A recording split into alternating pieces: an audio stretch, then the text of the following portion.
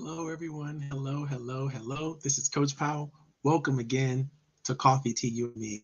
Every week, I try to come together with entrepreneurs and business leaders to help them start to understand things that they can do to improve their business, to make sure that it's successful, and do the things they need to do to grow. It's all about growth. It's all about movement. It's all about keeping moving forward. And so if you've been paying attention over the last few weeks, we've been over the series. This has actually been probably 2 months now. We've been in a series that's really all about getting yourself ready to create the plan that you need to create for your future, either in 2023 or 2024 or beyond. You need to have some basic things in place to make sure that plan is functional. You need to have an assessment and a good direction and alignment with your vision, your mission, your goals, your task orientation or your habits, and your people. You need to make sure all of those things are working really, really well, so that your plan, when you create it, is including all of those amazing tools and amazing concepts that you have to have in place.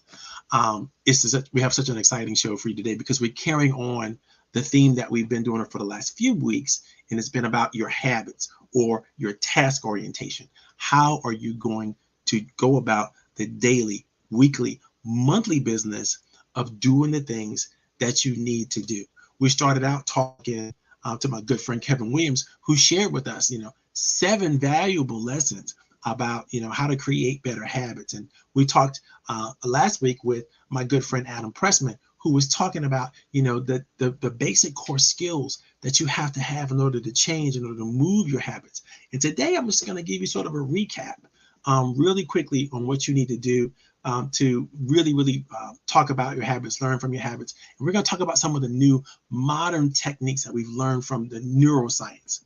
And so we're going to talk a lot about mindfulness. We're going to talk about a lot about awareness of what you're doing. We're going to talk about everything that causes you to create more awareness for yourself and the things that distract you from causing awareness. All those things are coming up in the show right after a little quick brief message. And then we're going to get the party started right away so we can get you guys out of here at a decent time and you can continue to play. Now, if you've seen this show before, right, you know the rules. Click on yes. Make sure that you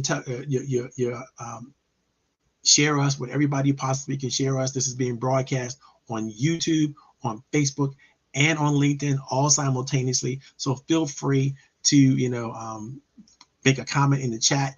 Feel free, if you have a business, I want you to promote your business. I want you to tell us what your business is, where it's coming from, what your websites are, all that information. Put that information in the chat. Try not to put it in several different segments of the chat. Just kind of get it all together in one segment of the chat and pop that information in so that we can give you a shout out on screen if we need to give you a shout out on screen. But everybody can see you who watches this show, whether they watch it now or they watch a replay.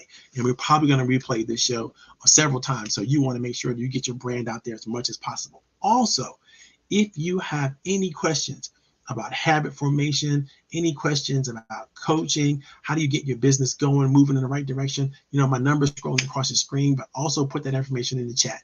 Put the questions that you have in the chat because I may have answers for you, but then again, anybody who's listening may have answers for you. And this is a community. We want to make sure at the Coach Powell family, we create opportunities for us to create synergy and unity and work together as much as we possibly can. A lot of entrepreneurs see each other as competition, and that's just not the way to go. It's not the way to grow. We can do so much more together than we can ever do by ourselves. And so let's bond together and let's create a moment, an opportunity for us to share. And I'll tell you a great story about that a little later on if we get into the show. Okay, looks like we already got some comments out there. David is already on the show. Good to see you, David. Definitely put your information in the chat, David. I'm going to see it, pick it up on LinkedIn.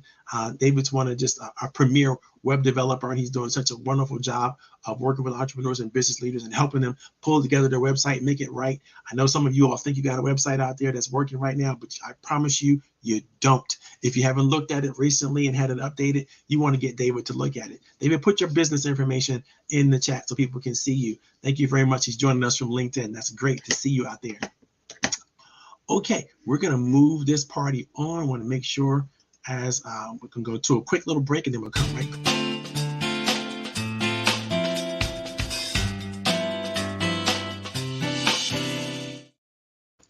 So I told you guys that today's show is going to be all about habits. And if you're watching us from LinkedIn and you're watching us from Facebook, you're watching us from YouTube, I don't care where you're looking from. If you got a habit that you need to break, sometimes all you got to do is confess that habit. You might want to tell some people, you want to put it in the chat, I need to do this better. Whatever the thing is that you need to do better.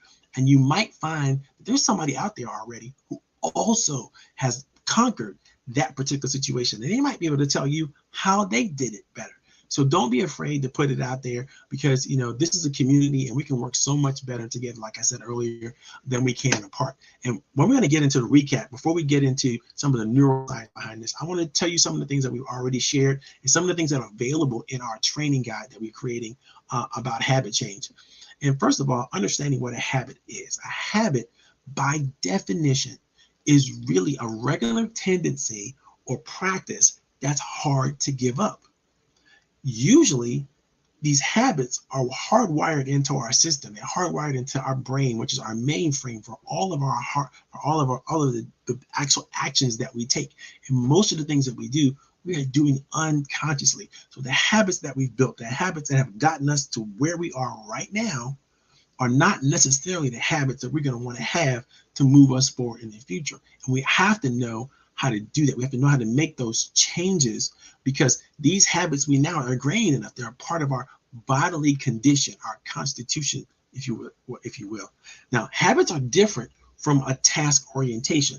Your task orientation is literally the mental framework, the motivational focus that you have to make a change in your habit, right? It shows that you have full command of your facilities, full command of your mind, and you're able to become a master at a particular task by thinking about it, making the changes that you have to make in your behavior that will help you think about it more, which will help you behave better, more efficiently, more effectively, will help you think about it more, and it'll help you get into the right kinds of habit loops that reward you for the positive behavior instead of being rewarded for the formerly negative behavior.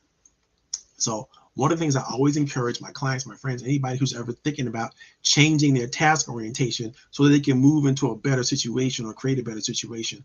One of the things I always tell people is this is bar none. If you're doing this just because you want to make the change, that is not going to produce enough energy for you to sustain the change. The old habit, the old saying is you can break a habit in 21 days. Sometimes it takes 30, 40, 50 days to break a habit. Sometimes recidivist behavior jumps back on you. You got to sort of reset the system all over again. And so you have to be really careful when you say you want to change a habit, because you have to first understand what habits are already driving you. And this is where this thing called mindfulness comes in. Now, many practitioners of mindfulness or meditation or anything that reminds you, helps you plug into who you are in the universe and how the universe expands and contracts through you sometimes, and how you contribute not just your thoughts but your behavior to the forward flow of human history in certain ways. And that thing is in us, right? So it's about your spiritual development. It's about you understanding that you're not here alone. We exist as a part of an ongoing continuum of the human experience, the human family. And I don't believe that we were existed by accident. I do think that, there is a creator, there is some force that has started this whole process going, because it's just too simplistic not to be of one thought, of one mind, of one approach. And so therefore there's a destiny for all of us. And I kind of think, for me in my coaching practice and what I try to help others understand, is that there's something special in all of us that we need to figure out how to turn the volume up on that thing and really, really make it fly, no matter what that thing is. I don't know if it's music. I don't know if it's technology. I don't know if it's art. I don't know what it is for you. It could be science, could be math. It could be anything. It could be your smile. It could be your ability to attract others. It could be, your ability to speak or produce or create. Everybody has something special. The whole thing you have to figure out, though, is how do you take what you have, the unique combination of characteristics that make you, you, and how do you use that for the benefit of others? That is how you begin to have a reason to make a habit change. If you have a reason to make a habit change, and it's appropriate for the mission that you have in your life, the sense of purpose that you have, and it's appropriate for the connections that you have in your life, the people that you need to surround yourself with, the people that you are surrounding yourself with. If it's appropriate for the vision that you have and the sense of goals that you may have and that you may have to put in front of you, now you got yourself a good habit. But you can tell if that habit doesn't, whatever habit you have and you're consciously aware of it, if it doesn't forward your mission, if it doesn't forward your connections or help you get brand new connections that you're going to need to support you in your vision, if it doesn't help you to literally achieve and set a pattern of achievement towards your goals, it might not be a good habit. Simply put, you have got to get control of yourself for a reason that's bigger than yourself. If you don't feel a call, a destiny pull, if you don't feel that this is your purpose, or this is something that you were born to do, after peaceful contemplation, after thorough thought and meditation, after being able to really, really sit down with yourself, get control of yourself and ask yourself the question, why am I doing the things that I'm doing, and what should I be doing and why? If you don't get that, those thought processes really clear in your mind, and it's really going to be hard for you to move forward on a consistent basis. And this is what's required to break your habits. You cannot move forward and break a habit by just thinking about it. You have to put action to your thoughts, and you have to measure those actions, and you have to put goals to those thoughts. And all those things have to be tied in and aligned again to your vision, your mission, your goals, your connections. Once that thing is done well and you have proper alignment, that's a habit worth changing. That's a habit worth creating or embracing. No matter how you think about it or slice it, it really boils down to those thoughts and making sure that you are clear-headed and you are in control of your thoughts and your actions. Now, you know the old saying, if we know better, you do better. I'm going to tell you, modern neuroscience has proven that is a myth. So many of us know what to do. So many of us know how to be. We know what to experience and how to experience the life that we're trying to have. But the reality is we don't do what we know we should do all the time. That's a serious challenge, because knowing what you should do all the time, let me just break this down for you so you understand. You exist on at least 4 different planes. You exist on the physical plane. And so knowing what to do with your body and yourself on a regular, consistent basis, that's a challenge. But you also exist on a spiritual plane. Knowing what to do and how to exist and how to be spiritually, that's a challenge. Then you also exist on a mental plane, right? So knowing what to think and how to control those thoughts and so on and so forth, and figure out what to do with them, that's another thing. And then you have that emotional plane, your feelings, right? That the things that trigger you to do different things and think about different things, really your feelings, your emotions. You got to learn how to handle those things. Mindfulness practice just teaches you that your emotions are just your thoughts. They come and they go. All you have really is this moment. You might be feeling this way in this moment right now. You may be feeling a certain way. It could be bad, could be good, but it is temporary. A new feeling is going to come along. And sometimes you can drive a new feeling by acting a certain way, right? So sometimes, there's a book, it's right here on my shelf right here. Like, I love it right here. This is one of my favorite books. When my daughter started taking up theater and really started to understand theater, and I asked her in one of her courses, what she's reading. And she talked to me about this book that was written by this guy named Konstantin Stanislavski. And Stanislavski is very clear about the difference between acting a role, playing a role, and performing a role. And really, when you start to break down what those things mean, as he started to describe it, when you're really, really playing a role well, you become the role. You understand the backstory to the role. You understand what the role's potential future is, and you understand what the role means in the now.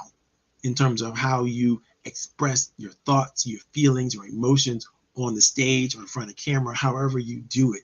And literally Stanislavski invented the way all actors all over the world right now, perform. They begin to think about his method. And so I realized that sometimes every time an actor embraces a role, they become that role.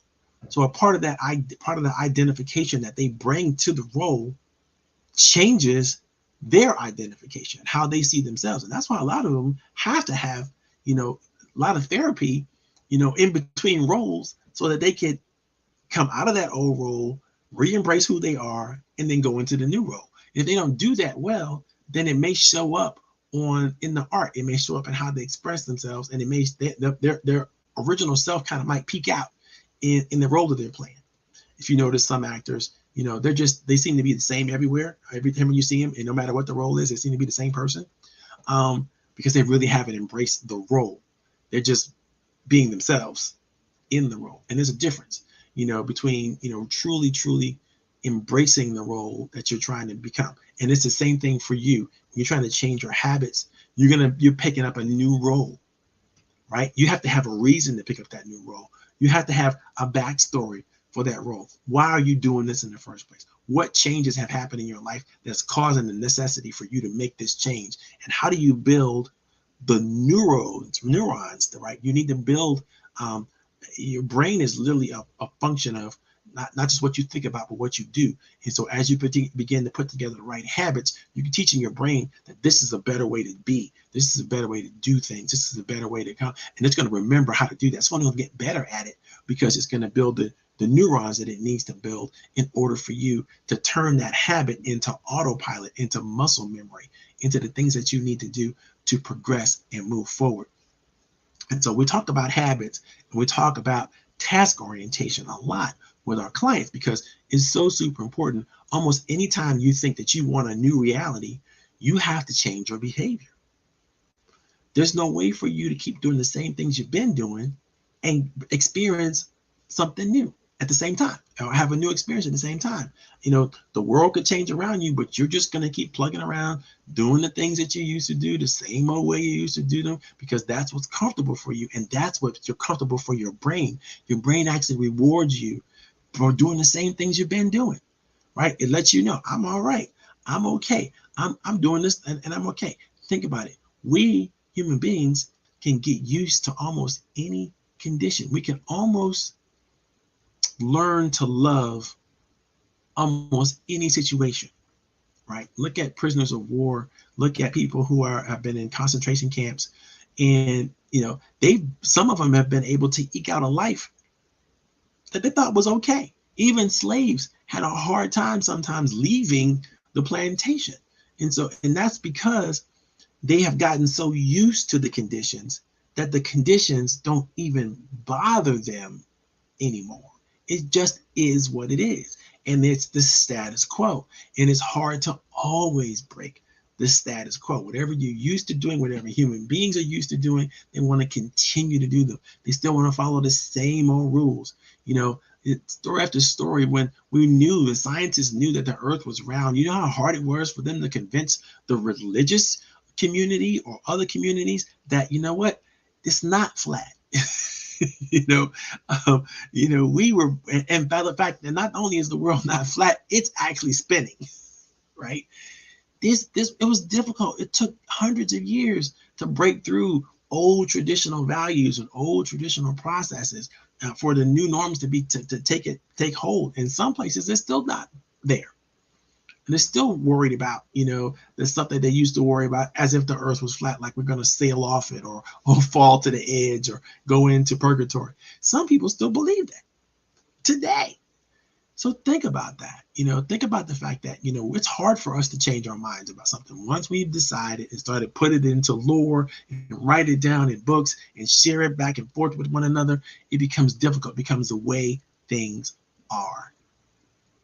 I grew up in and out of Washington metropolitan area. I remember it was a game that my friends and I would often play with each other. We would taunt and tease one another and talk about each other terribly. And this was for fun, right? This was just jokes, right? This was just us teasing each other and having what they call playful banter back and forth. But in reality, some of the things we were saying it was harsh. It was harsh. And I realized that there's probably some damage that we caused each other as young boys and young teens. We probably damaged each other in ways that emotionally that it may be difficult for some of us to recover from even to this day. But we're unconscious of it because we have taught ourselves things like sticks and stones may break my bones, but words will never hurt me, right? What do they call it? Sugar plum. That's what girls are made of sugar plum fairies and something other stuff. We used to say that kind of stuff. And boys are made of sticks, and boys are made of rocks and bones and all kinds of crazy stuff. And that's what boys are made of. We used to say these kinds of things to strengthen our claim to a behavior that made sense to us, but it didn't really make sense. There was no need for us to taunt and tease and bully each other, because now the stuff that we would do even at my young age is now considered bullying, which could get you suspended from school and get you in trouble. And in my day, they would just say kids will be kids. Nobody, no blood, no foul, right? It doesn't matter that it's a concussion, but we would do all kinds of things to one another. So the point I'm trying to make is, as humans evolve, we don't necessarily evolve emotionally and mentally in ways that are going to help us create habits that we need to create. We've got to do the hard work to do that. And it does take hard work to change habits. That's why I'm telling you, you got to have a couple things. One of the things you got to have, obviously, is a thought of a higher purpose outside of yourself. Maybe it's a family, maybe it's a business, maybe it's something that is out there that's going to help you grow into new habits. But the other thing you have to have is that alignment I talked about between your goals, your vision, your mission, and the contacts, or I would say the connections that you have with other people. Your habits have to be in alignment with those things, because when those habits are not aligned, when they're out of alignment, you're going to find that you're working, and you're working hard, but you're not moving forward, at least not in a way that you're of your own design. You might be moving forward in a way of somebody else's design, but you're not moving forward in the way of your own design. And I often tell people, it's your life.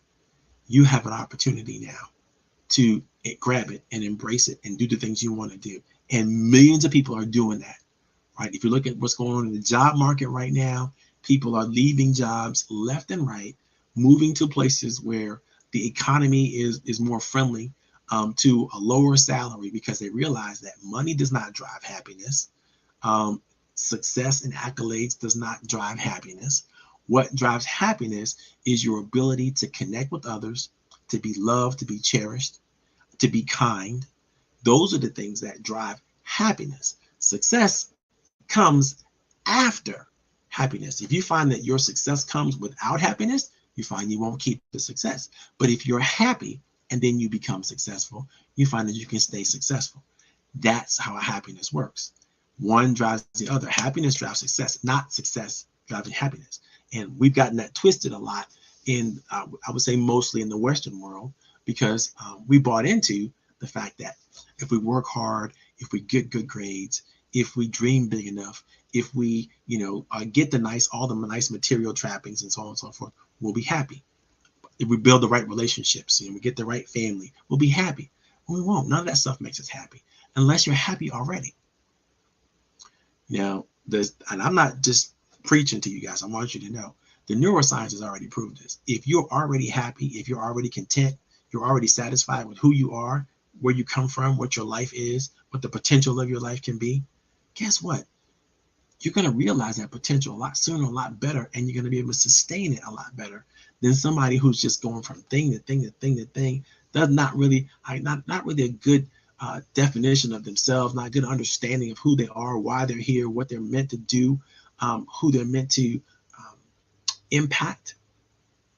And for all you entrepreneurs out there, I will tell you, if your business is not built on the model where you're trying to make a meaningful impact to somehow improve this world or improve the people in this world by what you do, then you probably need to go back at this again and figure out, can you do something with your talents, with your gifts, with your capabilities and all that kind of stuff? Can you do something that's meaningful and relevant and will help you when you look back on it, be proud of your contributions to the forward flow of human history, so that you can do, the things that not just that you enjoy, but you things that create joy for others. And that's a reason to change a habit. That's a reason to assess your habit. We talked to you in a couple earlier incidences about the Bible. And we've always known, human beings have always known, that if you do things for a higher purpose, then those things have the opportunity to remain and to stay. But also you have a litmus test to really test, and you should test your thoughts and your behaviors. You should measure them. You should write it down. You should create systems that will help you track your behavior so that you can ask yourself the question, am I doing the right thing? Is what I'm doing adding to the forward flow of human history in a way that it's helping someone else receive joy, satisfaction, happiness? Is it helping others to grow? Is it helping the society to move forward, not backwards? I promise you, when you learn these very valuable lessons and you learn to practice them, I'm all about mindfulness. I'm all about habit change. I'm going to suggest a couple of quick books for you. One is by BJ Fogg, who talks about tiny habits. I also like Atomic Habits. I'm reading that one too right now. That's a good one. This one's by Charles Duhigg. This is The Power of Habit. And these books, I promise you, put them on your shelf, read them over and over and over again. Outline them, highlight them, have questions, argue about them. If you have some revelations that you learned from some of the book, hey, put it in the chat. Let's talk about it. Let's talk about how we can help each other move forward in a way that's meaningful. Now, if you're watching us again on Facebook, on LinkedIn, on YouTube, feel free to throw a question in. Feel free to look at the workshop in any way you want to look it from. We're all about you, all about creating opportunities for you and helping you grow. We do this show. I've been doing this show now for how many years? Close to 20 years.